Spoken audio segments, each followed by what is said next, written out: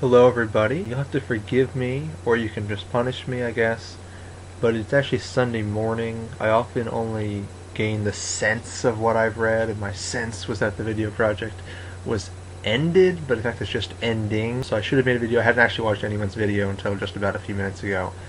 So forgive the lateness on that. As you know, I missed last week's video, which was particularly upsetting because it was going to be a very thematic, appropriate setting that I had planned, because I was actually in a foreign city, as it were. I was in Boston, so I was on a vacation and was going to talk about vacations. So can I just do that now? I don't think there's a theme for this week. So I hadn't been to Boston in several years, and as you can see in the background, I'm obviously a Yankees fan, as you know, and so I hate the Red Sox. And so it's actually genuinely difficult for me to be in the city, to think about it, to hear the name without cringing.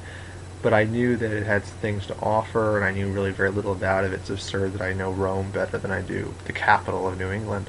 So I visited there over the weekend, staying for free with some sort of connection at a house, which was great.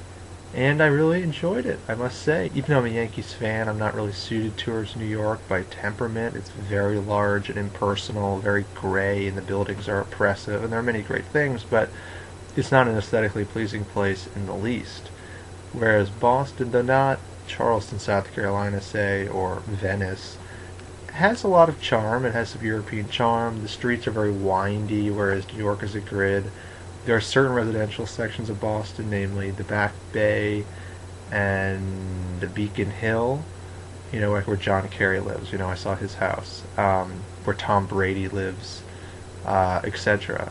are exquisite, as beautiful, I think, as you can get residentially, with the tree-lined streets and the greenery in the middle, just exceptional. And there's this wonderful street in Beacon Hill called Acorn Street, which is impassable, basically, except by foot, and really even walking up the cobblestone in the middle is difficult because maybe due to snow, like it just, as happens, like it's sort of caked up, and it's actually very difficult to walk except on the narrow sidewalks. That street is sublime. And also, though I've certainly been to greater museums in Paris and Rome, the Isabella Stewart Gardner Museum, if you're ever in Boston, you must go to this museum. It may have been my all-time favorite museum experience, because although the collection isn't as great, again, as the Louvre, the Capitoline Museums, the Vatican Museums, etc., it's just a perfectly sized museum if, like me, you can't concentrate on art for more than 2 hours at a time.